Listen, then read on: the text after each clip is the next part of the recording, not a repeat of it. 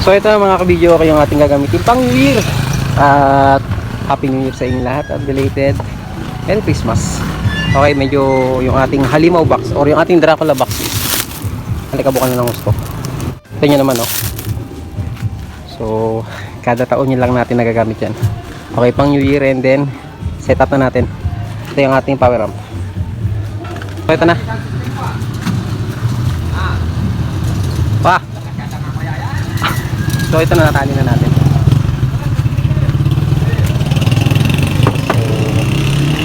Medyo iba lang yung harap ng ating T12 kasi yan yung pwesto na safe side. Okay, linya na natin. Okay, sound check natin. Ragatak ang gagamit nating music para hindi tayo makapiright.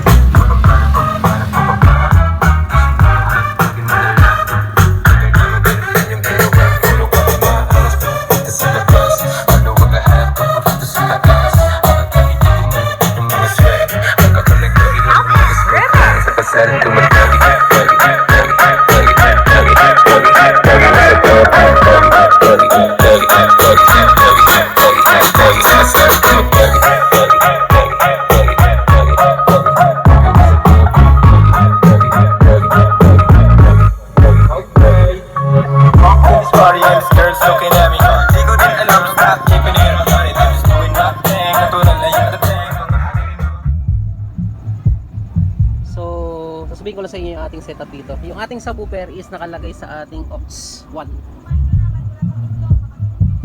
Yan. So ito yun.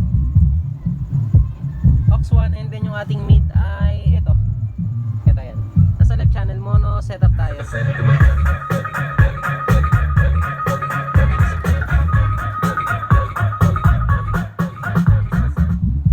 Ang ating EQ, so hindi pa ito nakatimpla mga ka-video, okay? Dating setup lang to, dating timpla. Tipa natin, natitimpla yan. Yung ating frequency sa ating sub ay nilagay natin sa 100 para medyo matigas ng konti, para medyo malayo ang tapon. And then yung ating ginamit sa ating subwoofer na amplifier, CA20 Krell, and then 16 yung ating pang mid. Dito yung ating D12, and then ito yung D8. Ano pa?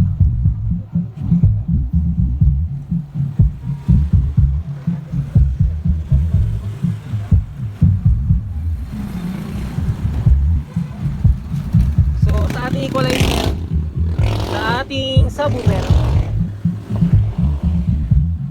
So itong ating equalizer natin is two-way. Meron siyang mid at subwoofer. Okay, ito yung kanyang volume. And then dito tayo sa likod. Sa ating D12 na ating floor monitor is nakaparallel po yan. Ayan. From power amp, and then diretso sa ating dalawang D12. Sa ating mid, yung ating bullet na D8, ayan, pinarallel din natin, isang linya. And then sa ating subwoofer, left and right. Okay, so yan yung ating linya sa ating subwoofer. O dito sa ating setup para sa ating pang New Year. Okay, volume natin.